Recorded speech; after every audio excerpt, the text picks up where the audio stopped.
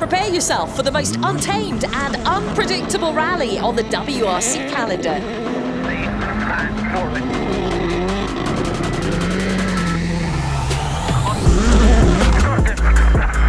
Kenya presents a stern mechanical test for every team, with its varied terrain demanding the utmost preparation just to survive.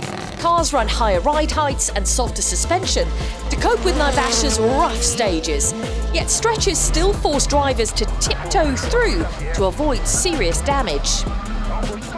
Kenya is rallying in its purest form, a throwback to an era where durability, restraint and mechanical sympathy mattered just as much as raw pace.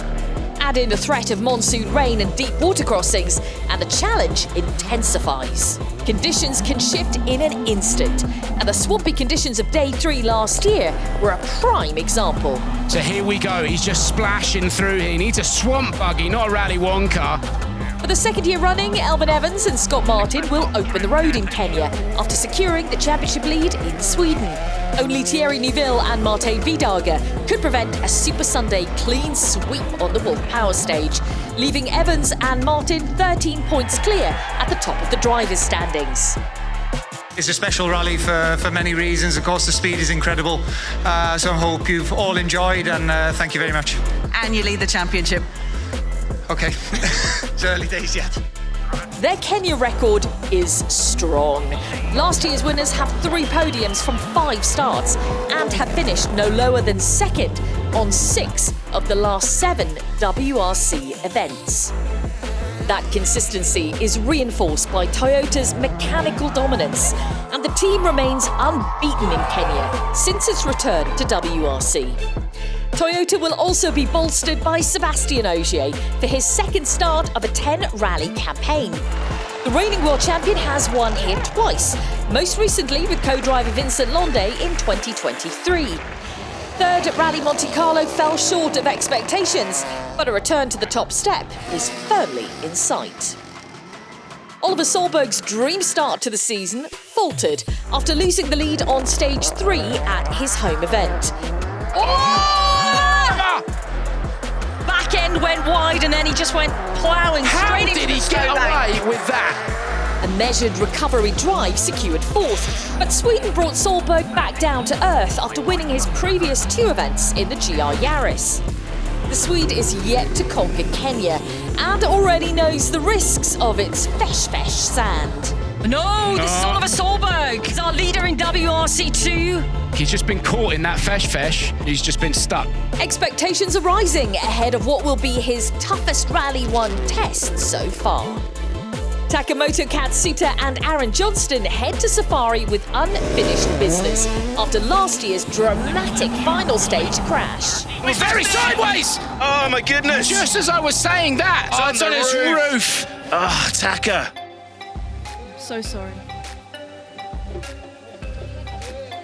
Aside from that retirement, Katsuta has completed every edition he started in Kenya and taken 3 podiums along the way.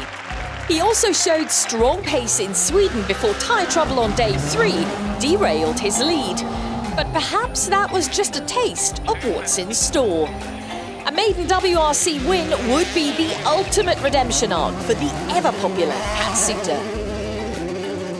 Sami Pairi and Marco Salminen made their Safari debut last year, finishing 4th overall.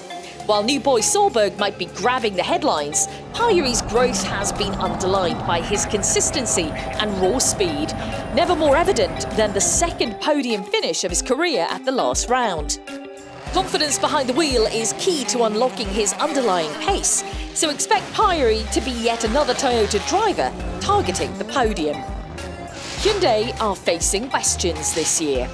The gap between the i20N and GR Yaris appeared to have widened during the off-season, and none of Hyundai's crews could break up Toyota's top 4 lockout in Sweden, which was a worrying prospect for Thierry Neuville. It's tough, honestly. It's the hardest time of my career so far. Adrien Fourmeau's P5 finish was their best result, and the Frenchman was clear about what's needed from the team to improve. For me, it can only that we have an issue on the dampers, and that's it. We will not sort it today, not tomorrow. but we really need to work on it. Although outright pace has been limited, the chaotic nature of the safari may provide a route to success. As proven by the 1-2 finish for Neuville and Formo at the equally attritional Rally Saudi Arabia last year. Esa-Pekka Lappi and co-driver Eni Malkinen complete Hyundai's lineup for their second outing of the season. Despite limited mileage, Lappi showed strong pace last time out, before ceding position to Formo on the final leg. His last safari ended in transmission failure, punctures and a broken windscreen. So this time he'll be hoping the Kenyan wilderness is kinder. Josh McAlean and John Armstrong complete an all-Irish M Sport Ford roster for the next round, and will be looking to bounce back from the team's setup mistake in Sweden, where low tyre pressures delivered a full house of punctures on day 2. Armstrong hasn't competed in Kenya previously, but he and co-driver Shane Byrne have been the strongest of the M Sport crews so far in 2026.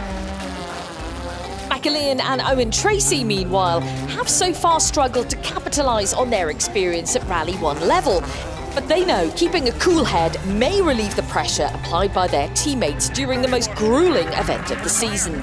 So get set for another spectacular chapter of WRC and brace yourself for one of the hardest challenges in world motorsport. Watch every moment from Safari Rally Kenya live on Rally TV.